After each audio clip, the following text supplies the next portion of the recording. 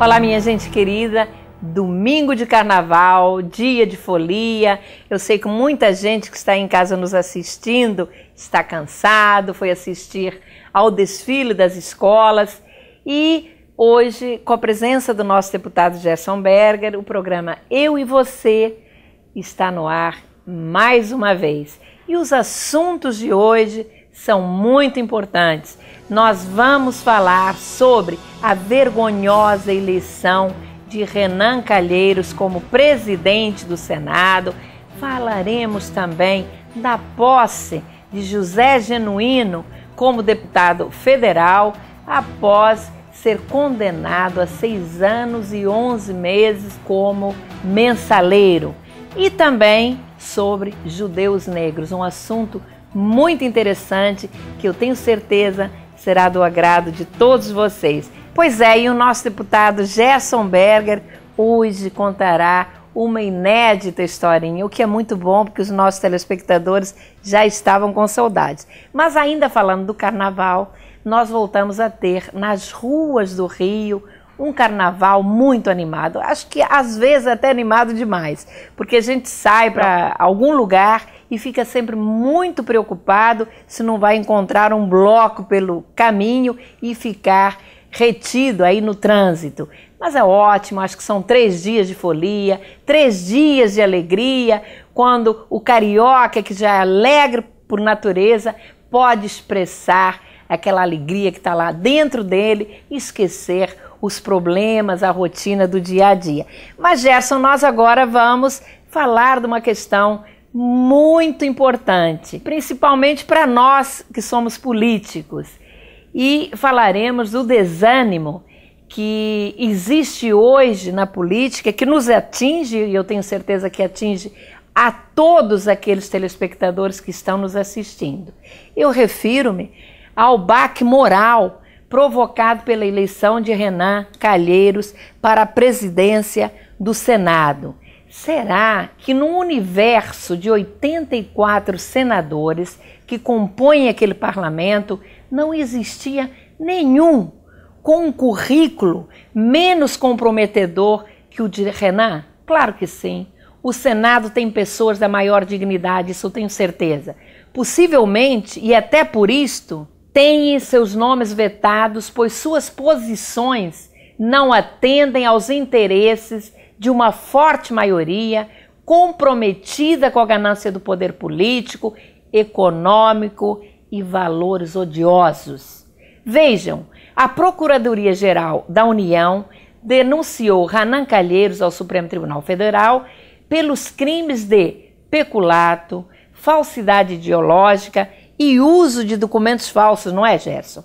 Estes crimes, se confirmados pela Justiça, levariam Renan à condenação de alguns anos de cadeia. Que triste exemplo ver à frente de um poder tão importante como é o Senado um suspeito de crimes tão graves. E o pior, com o apoio do Palácio do Planalto e de partidos que deveriam abominar esta escolha.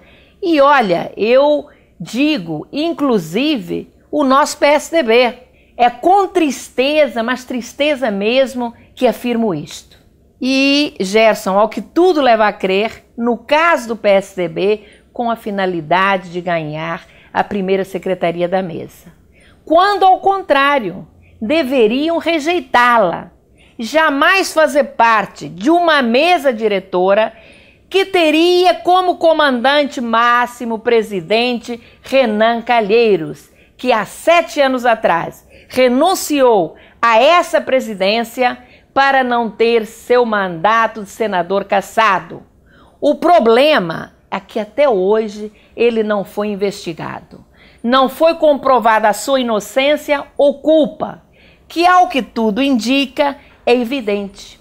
Caso não fosse assim, o Procurador-Geral da União, o Dr. Roberto Gurgel, não o teria denunciado agora ao Supremo Tribunal Federal com documentos comprobatórios. A coragem e determinação do Procurador-Geral Roberto Gurgel em denunciar o famoso caso do Mensalão junto ao STF e apontar José Dirceu como chefe da quadrilha, lhe dão credibilidade suficiente nas suas denúncias contra Renan. No início da minha fala, eu usei a expressão desânimo, mas agora vou usar a palavra medo, apreensão. Vejam esta foto de Renan Calheiros e do famoso caçador de Marajás, Fernando Collor, que graças ao Altíssimo acabou recebendo impeachment, mas que lamentavelmente voltou ao cenário da política brasileira. Esta foto, as gargalhadas, é como se dissessem: olha aí, idiotas, estamos de volta com tanto poder em nossas mãos. Um desrespeito, uma verdadeira afronta. Mas mais afrontosas, Gerson, foram as ameaças de Collor ao grande procurador-geral da União, Roberto Gurgel, quando em seu discurso raivoso acusou Gurgel de chantagista e prevaricador, dizendo que, com Renan na presidência, o Senado poderia agilizar uma representação contra Gurgel, pedindo a sua cassação, para que ele nunca mais tivesse a possibilidade de denunciar qualquer senador. Um absurdo, uma afronta, como disse, que vem de um homem que tanto mal fez ao nosso querido Brasil. Quero ouvir você sobre o assunto, Gerson. Sem comentários, esse autoritarismo e prepotência do senador Fernando Collor, que não é exemplo de homem público para nenhum político e tenho certeza não há de contaminar com seu odioso discurso contra o procurador Roberto Gurgel os demais senadores. Mas vamos aos fatos que envolvem a vergonhosa eleição de Renan Calheiros como presidente do nosso Senado. Primeiro, vou concordar com você que existem senadores muito dignos. Esses senadores tiveram uma segunda opção, que foi o senador Pedro Taques, do PDT, que mesmo antes da vitória de Renan já se apresentava como anticandidato, afirmando que a eleição de Calheiros representava o silêncio dos covardes. Vou repetir as palavras do senador Taques. Eu peço o voto de cada senador. Peço silêncio aos senhores.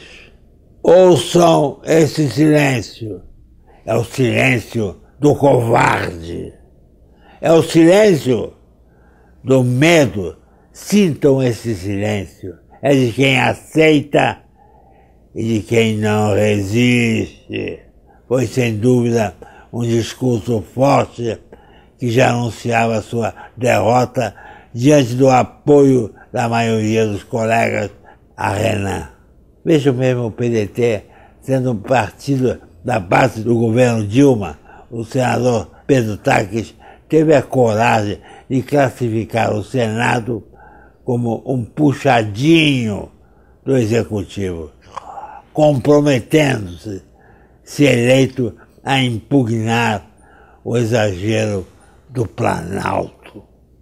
A vitória de Renan Calheiros foi de 54 votos a 18 de Pedro Taques, que foi derrotado, e foi traído por muitos senadores que se haviam comprometido, mentirosos, mas acobertados pelo famigerado sistema do voto secreto.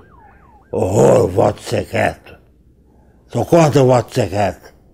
É o voto da covardia, pois não permite a identificação dos votantes.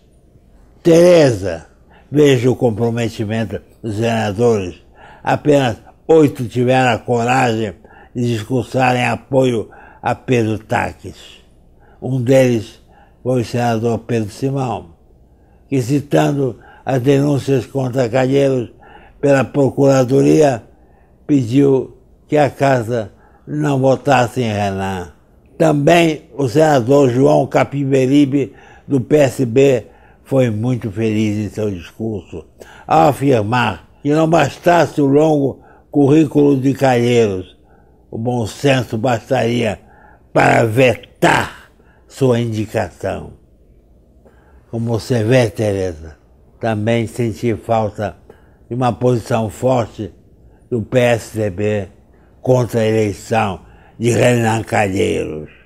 O senador Aécio Neves, a quem quero tão bem, tinha a obrigação de se pronunciar, mas preferiu ficar em silêncio.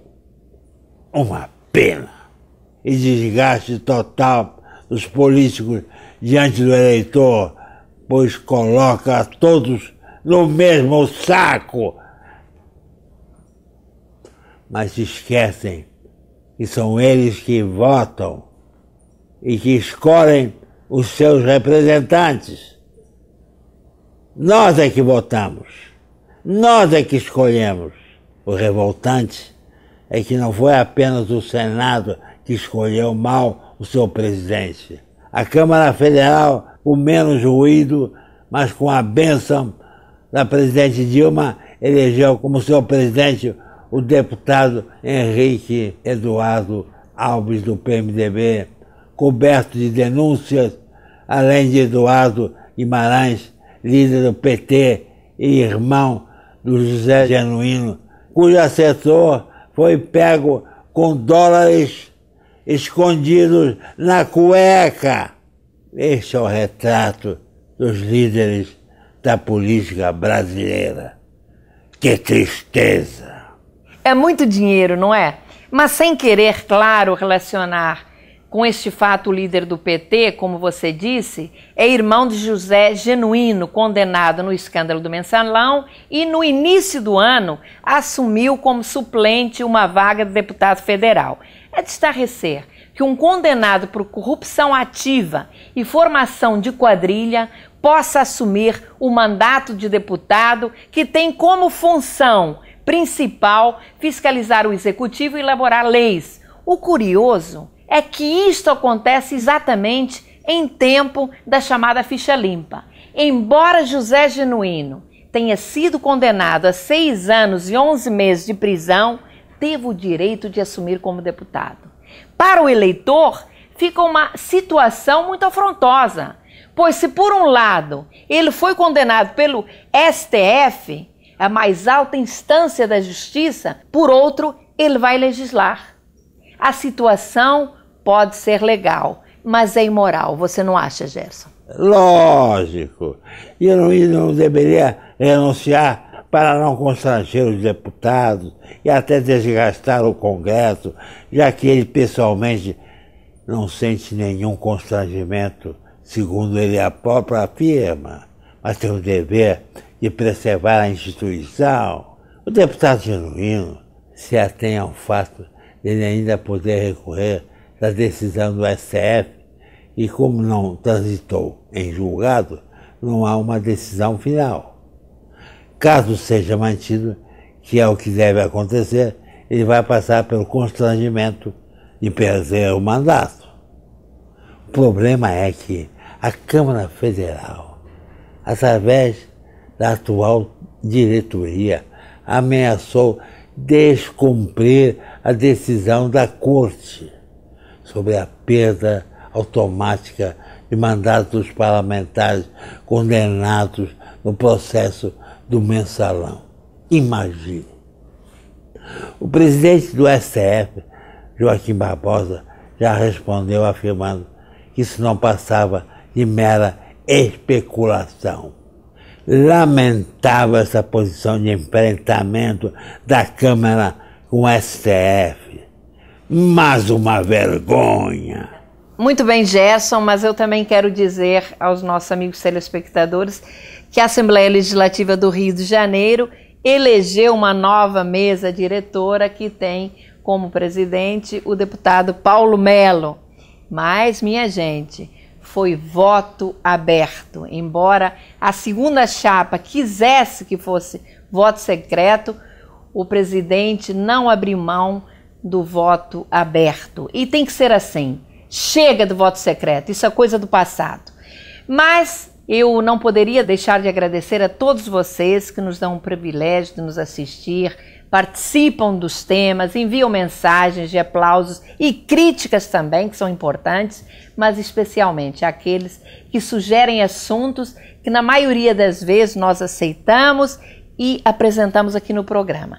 E é exatamente isto que faremos hoje ao abordarmos um tema muito interessante que chamaremos Negros e Judeus, enviado pelo amigo telespectador Leone Aldenstein, principalmente porque existe a ideia quase que generalizada de que todos os judeus são brancos. E esquecemos que os judeus têm sua origem na Mesopotâmia.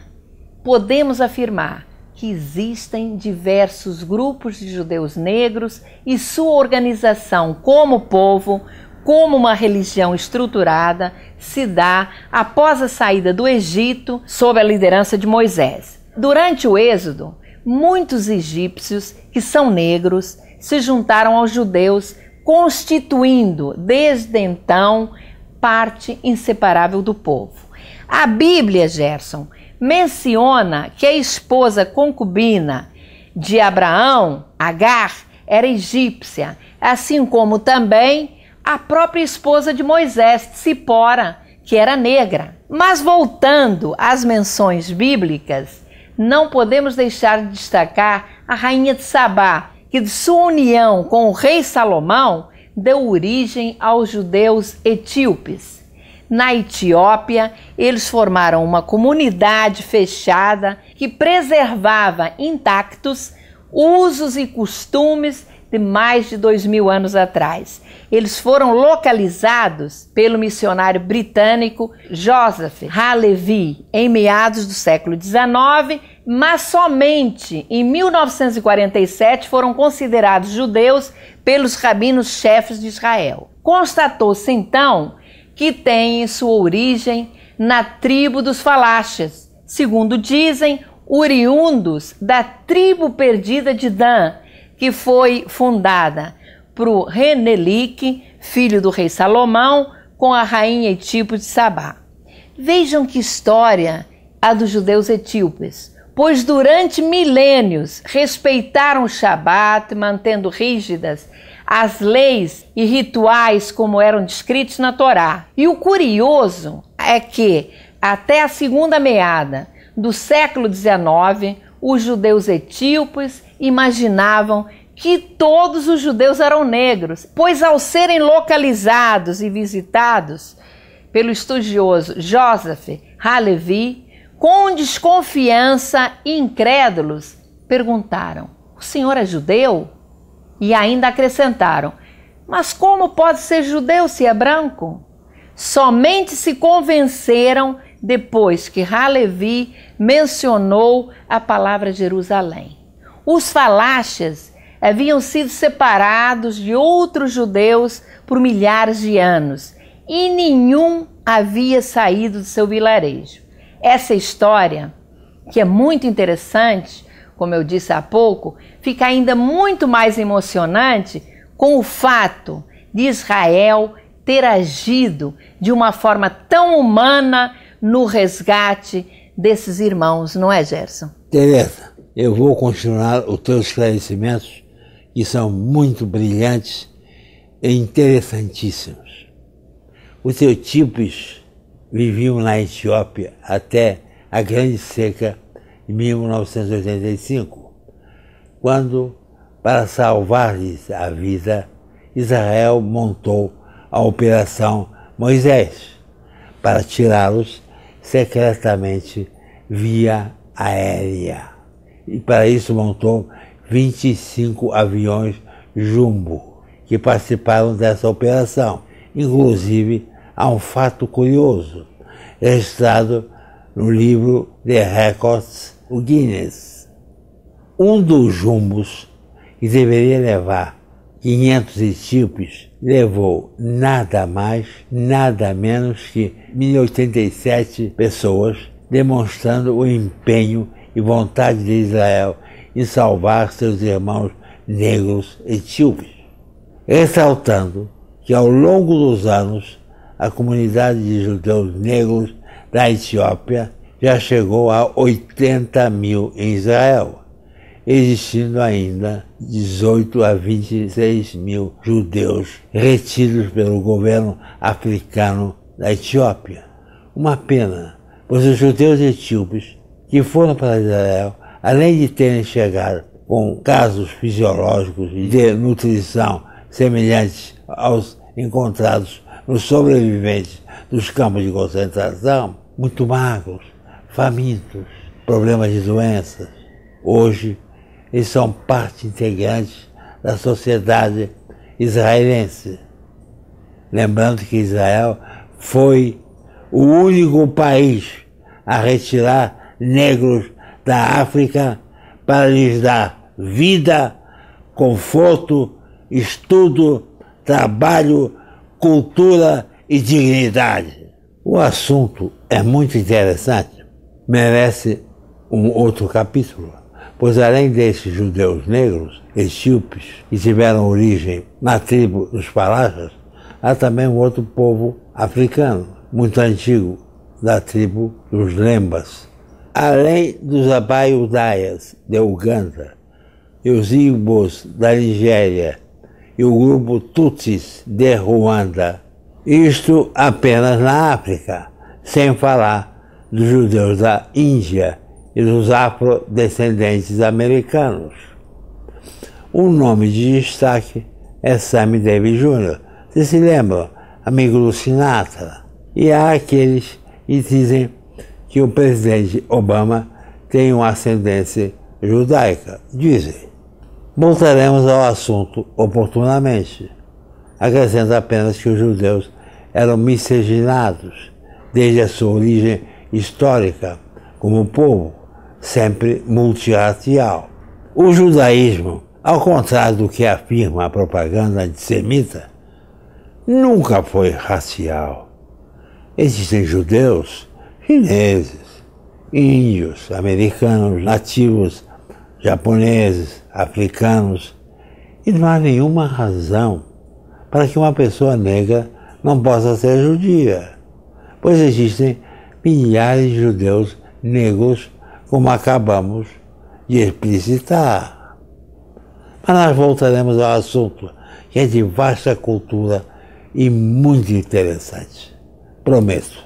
Muito bem, Gerson, o tema é realmente muito interessante e, como eu disse há pouco, foi nos enviado e sugerido por um amigo telespectador. E olha, já existe aí uma fila de gente sugerindo temas, e um dos temas é medo da morte. Eu sei que você tem uma historinha que retrata muito bem esta situação. Pode contar para nós? Eu não tenho uma historinha, tenho diversas historinhas.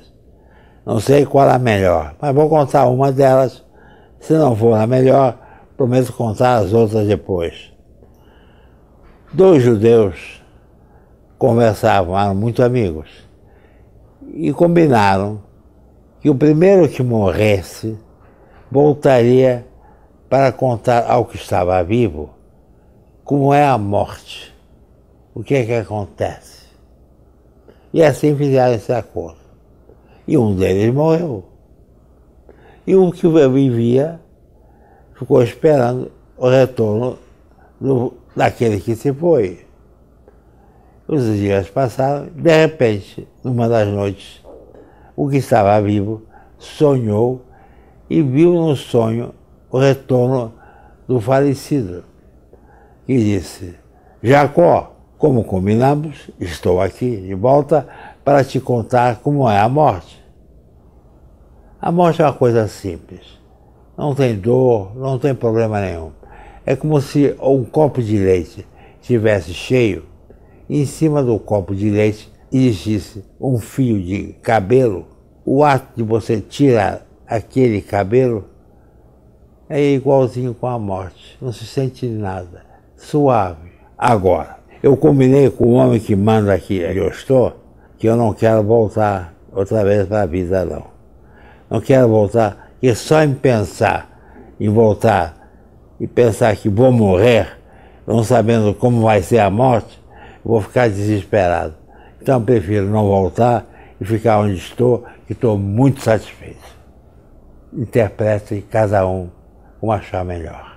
Aos que acham que vale a pena a vida, mesmo que venha a morte, porque a vida é muito importante e é preciso saber aproveitar da vida, lutar pela vida, lutar tendo fé e esperança de que o dia de amanhã será sempre melhor. É isso aí, Gerson. Como diz a música do Roberto Carlos, é preciso saber viver. Bom, o nosso tempo acabou. Obrigada pela participação. A você que nos assiste, o nosso muito obrigada. Escuta, nós vamos ver os blocos? Vamos ver os blocos e vamos cair no samba. Cair no samba não, vou olhar. Até o próximo domingo, às 12 horas aqui na CNT. Até lá.